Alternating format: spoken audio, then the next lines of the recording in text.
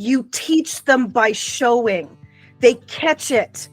They catch it. What are you doing in your actions, from your values, from your insides, from your personal motivations, from your mission statement that you are doing every single day? Hello, my name is Brandi Hofer, your host of the Color Me Happy podcast. I am so glad you're here. I appreciate your time. Thank you so much. If you want more weekly content just like this, be sure to like and subscribe to our channel. If you have any questions, feel free to reach out on Instagram at Brandi Hofer Studios anytime. I'm happy to chat. That's where I sit. And I'm so glad you're here, and I cannot wait for you to dive in. So give us a like and subscribe and check the rest of our channel out. Amazing. So many big emotions this week.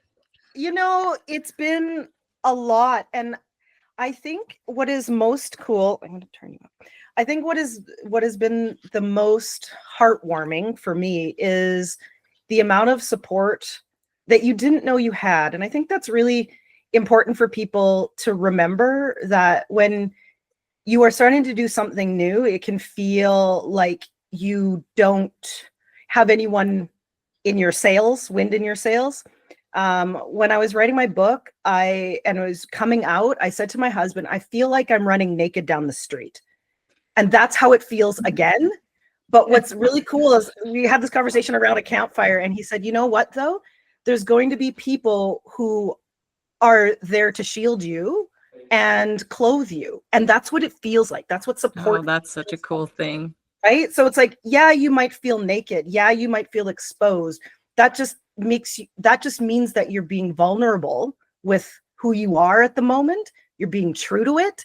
And there's always going to be people who will say, I see you, you are clothed, you are protected. And that's been actually the coolest part.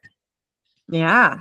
And this week there's been so many people who are just supporting one another, which is really great to see. Like, I, as a woman and person in this community, like, there has been so much outreach, like personal texting. I think everyone's had a very, Halloween time change, like, it's just been emotionally taxing, exhausting all around. And like the amount of like you said, like, people are really coming together, and really it's nice to see. It's a positive.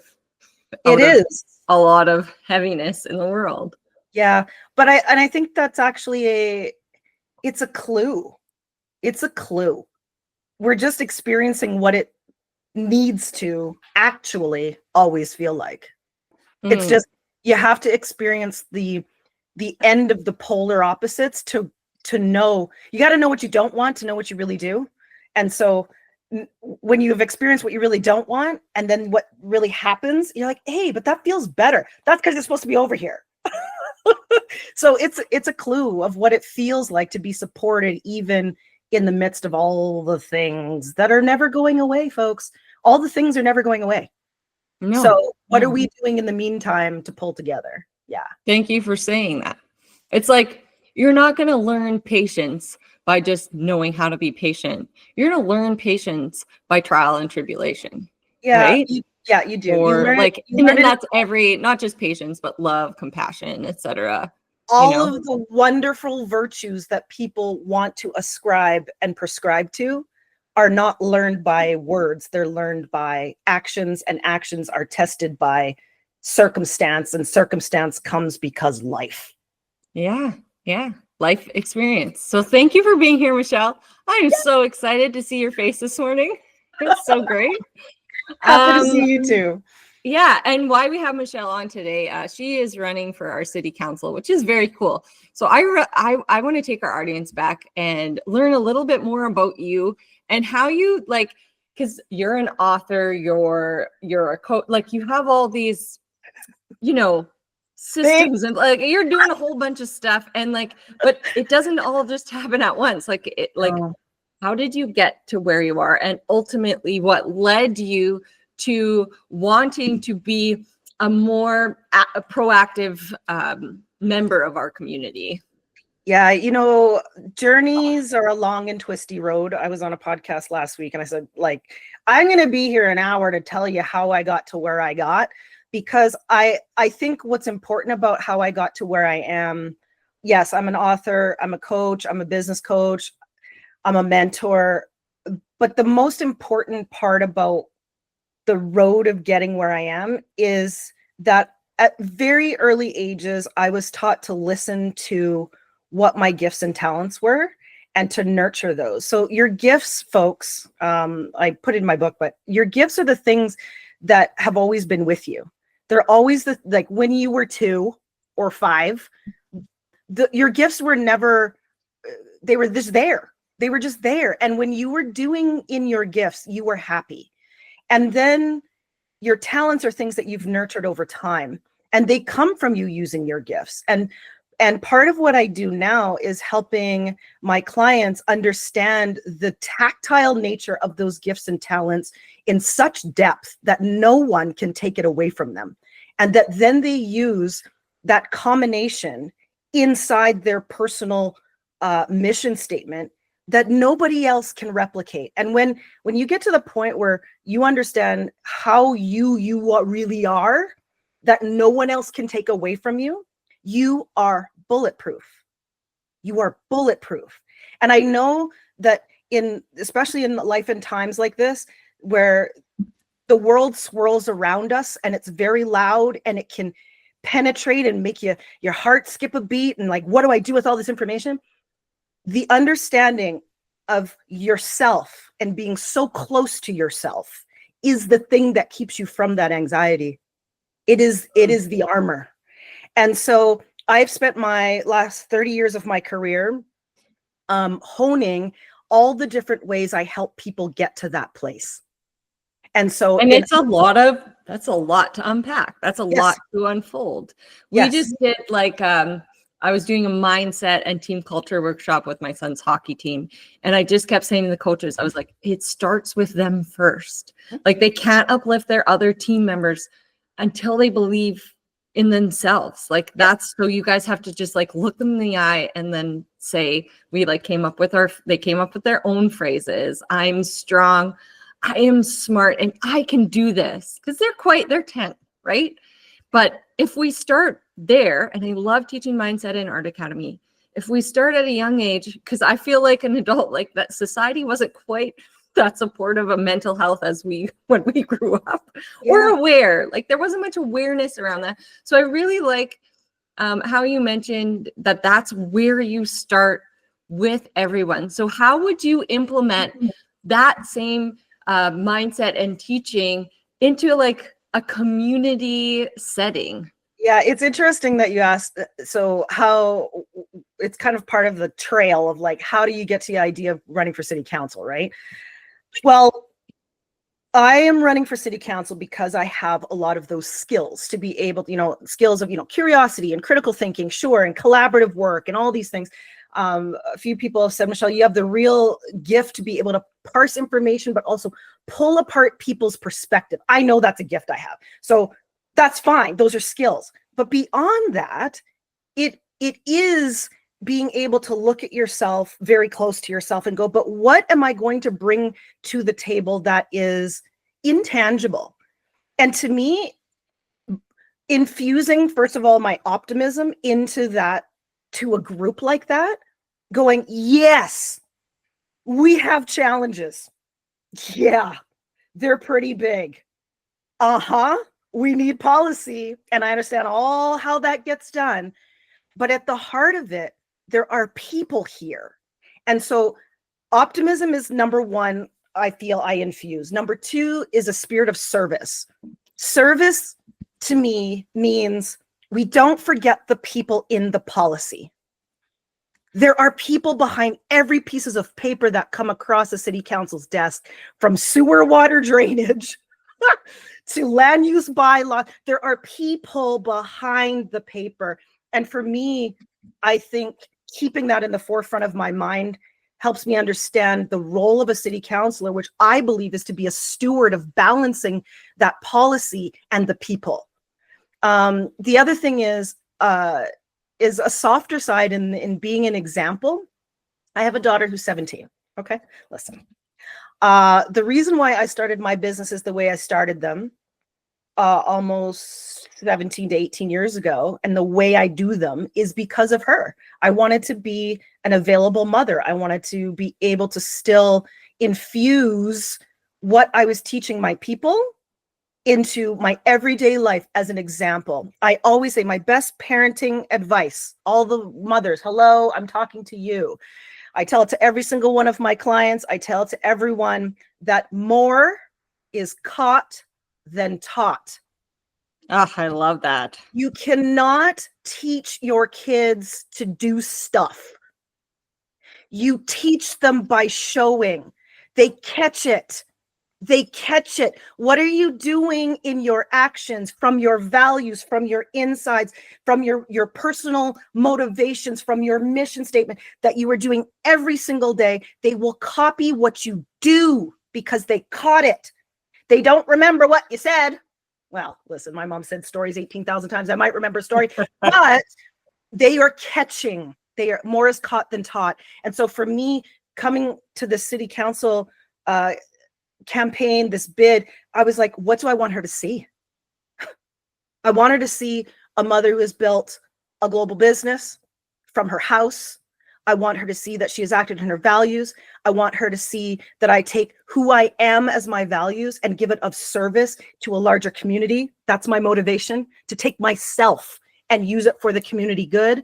I want her to see what it looks like to use your voice. I want her to see what it looks like to be nervous to use your voice, but to do it anyway. But to do it anyway. Sent shivers down my spine. That's why I'm doing it. Because then no matter what the result, Brandi, it doesn't matter. I win. No matter what the result, I have won. Why? Because I was doing it for a different reason. Yes, I would like to share myself, but if I don't end up on council, I already win. She saw me. I use myself. I use my values. I use my voice. I use my platform. I use myself an example to my people, my community, my women, I'm done. I'm good. And I will move on with my life, whether council happens or not. And I will speak the same language, the same principles. I will teach the same things for the rest of my days, whether they use my skills there or not. And that is how you live with purpose and intention. That no matter what, you are living from this inside. And that's the bulletproof. No one can take it from you. No one can take my win. I already won. Yeah. Because, and I'm sure you're a firm believer in, it wasn't supposed to happen that way. It's supposed to happen a different way. There's a lesson in everything. Mm-hmm. I actually like the word failure is not something I actually subscribe to. Like, I know it's a word in the English language. I understand the definition. Lots of people use it. Lots of people will put an inspo post of Instagram, failure is I actually just look at it as the lesson. You either win or you learn. You either win or you learn. You either win or you learn. And even in the win, this definition of win, I work with my clients in something called goal styling, and we take the idea of what a goal is, which is meaning to win or to lose, and we turn it on its head, because there to me there's no such thing as a goal, because a goal is win or loss, and there is no win or loss. There is only an aim. You either ready, fire, aim, and course correct. That's what you do if you're a grower. If you're a grower, you course correct. So whether I win in quotes or lose, I've already won because I've already course corrected. This leads to something else. My voice will be used in a different way, but having the clarity of how I use my voice and where I use my skills is the part where, like I said, nobody can take that away, right? And that's what I want for everyone. I want everyone to be so close to themselves that no one takes anything away from them. Even when the big things in life, have happened lately, even in the big scheme of things, you still got yourself. Do you have a tip for people who, when we have elections, there are disappointments, right? And we just talked about that. Like, it's not failure. So do you have some tips where people can get through those specific downfalls or emotions, or do you know what I mean? Like, yes. working through it, because you're Yes. going to have to work through it. Yes. So what I work with my clients, you got to name the thing. You got to name what it is. Feelings have names, and very much we forget what they mean, what the names are and what they mean. Way back in grade 5, remember back in grade 5? I don't remember if you remember. Oh, But in good old grade 5 health class, we had the I feel statements. Ding, right? And grade 5 feelings are very simple. Grade 5 is like, I feel happy. I feel sad. I feel bad. I feel angry. I feel fearful. Your feelings will start there. But then as we get more context, your feelings will ripple out. And I'm sure you've all seen the feelings wheel. This is a very big tool. You want to look at your feelings wheel and you want to know where you're rippling, because every instance that happens to us, whether it's a disappointment in an election, a disappointment over a relationship ending, a disappointment that you didn't get the job, whatever it is linked to how we feel about ourselves in our own confidence mindset tapes. We have a confidence mindset tape that has been running since we were around that 9 years old, which is when girls' confidence peaks. Did you get that? Girls' confidence peaks at 9. So from that time, yep, feel it. So from that time, there have been tapes that have been overlaid on that confidence. And it's not until, number one, recognize that tape, break down the tape where it comes from, and start to turn down the volume. It never goes away. You turn down the volume. Then you can start to interpret your feelings based on that tape. And you get to rewrite a new one. That's what I spend most of my days doing with my people. Because in turning down the tape, you go, oh, what is my reaction to this thing that just happened? Ah, I see, I feel that way. Oh, that comes from my tape over there. Ah, I'm feeling under stress, which is why it's playing. Now, what do I do to roll back the tape? You have to understand yourself at a deep level to understand what those are. And then when you start to do all of the other, things like mental health bits and self-care bits, now they'll start to make sense. They're not in isolation.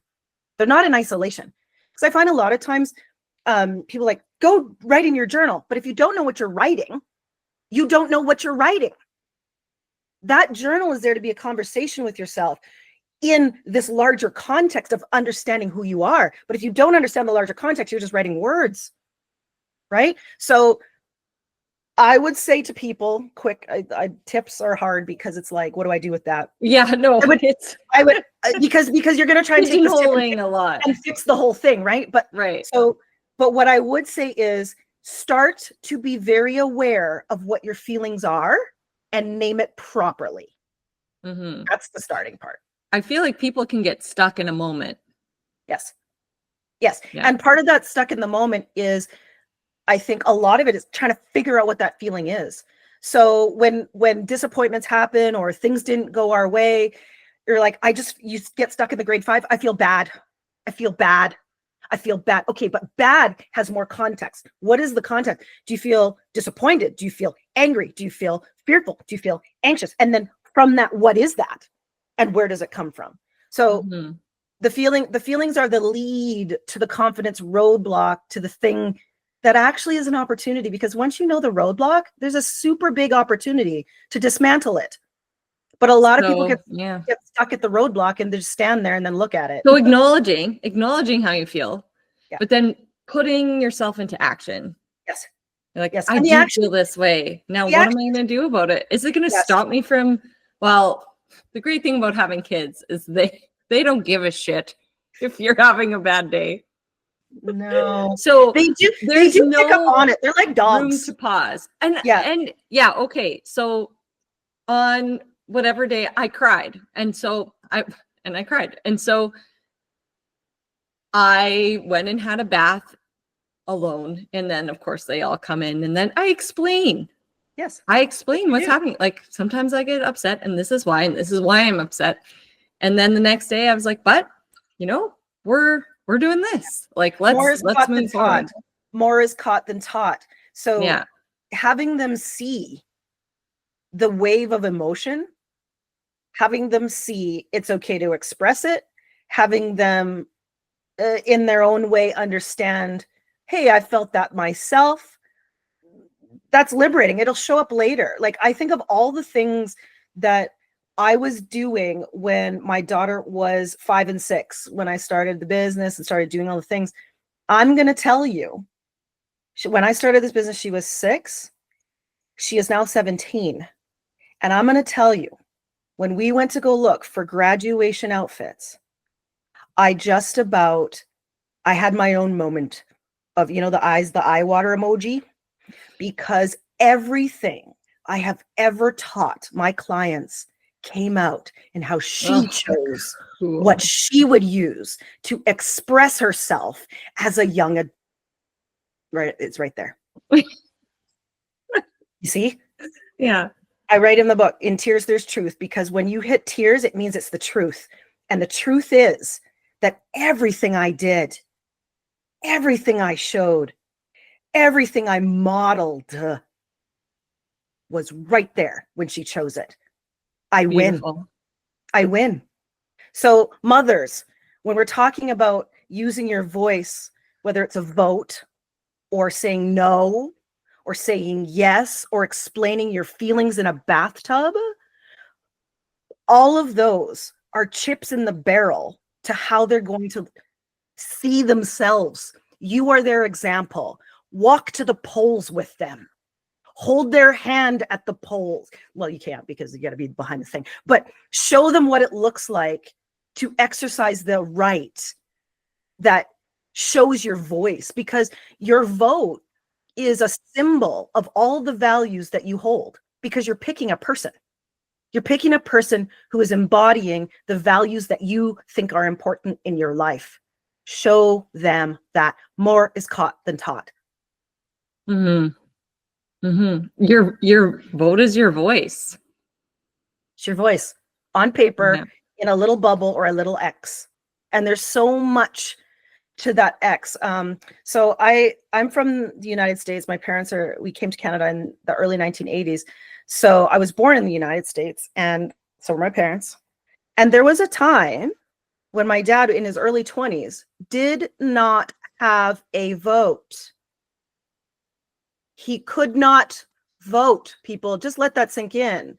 Like, I know that we're at the age where that seems so foreign and far away, or that we live in Canada. What do you mean? Like, what do you know? He was not allowed to vote. My mother was not allowed to vote at the very early age of like 19. Like, just get that in your mind. Not so long ago, the world was not, they were not able to participate in their world.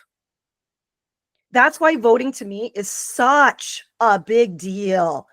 I understand that, at mid of these ages where you've got littles and your babies and you're paying bills and all these things, that it doesn't seem like that big of a deal, or that, like, oh, well, it's just city council, like, whatever, right? It's not that big of a deal. It is a big deal. This is 4 years. So if you've got a 6-year-old, think 4 years later, they're 10, that's affecting your everyday life. That affects your everyday life for the next 4 years. It does matter. Every vote matters. Every election matters. It matters, because you are choosing your values based on that check mark you make beside someone's name in the values that you hold dear. So if anything else, if you forget everything I've said, just find the people that represent you and put an X by them. It takes 10 minutes. Yeah. That's it. No, and it's true. And I'm going to be perfectly transparent and honest.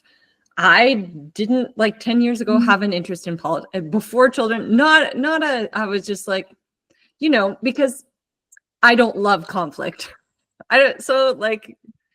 Politics can be very conflicting, and it causes anxiety and stress.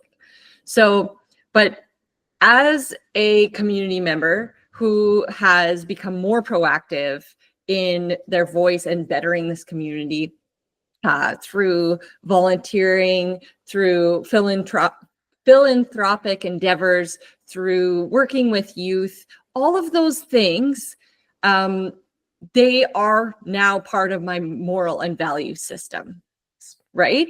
And when I have children, like you said, that having this community as a better place for them to be a part of is a really important driver in my life.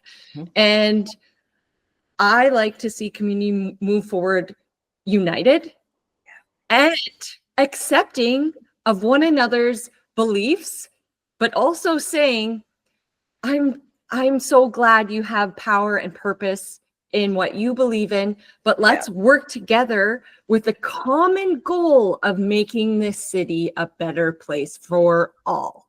Yes. Huge deal. And so all of those, like, did you hear it, everybody? Did you hear? All of that was a thread of values: unity, community, collaboration, respect, trust, cooperation. Did you hear them? Those are her values woven, and you'll have them too. And there will be, and I always say to my clients, I'm like, if you get mad at something, if you're mad at it, like, you know, you're like living your life and rolling around, and, oh my God, like you just get like that polarizing feeling. That's a clue that something is in contrast to your values. So every time, and this is kind of where the anxiety comes up. People are like, I get the anxiety. So then you avoid. Like, do not avoid. Do not avoid. Do not avoid. Feel the thing, feel the, and then ask yourself, in what value of mine is this in contrast to? That's a better question. It will also resolve some of that anxiety, because once you're able to see it, then you can release it. So if a message is like getting you in that anxious spot, you ask yourself, what is this in contrast to? It's likely in contrast to one of those threads you just said, which tells you either avoid it, dismiss it, release it. And all of those are great choices, especially when it comes to avoid. This means that that's not for you. It just means it's not for you. And the places where you find ease, comfort, inspiration, motivation, hey, guess what? Those are a match for your values. Guess what? That's an easy choice. So your feelings are your clue, you guys. The feelings are the clue. So just your intuition.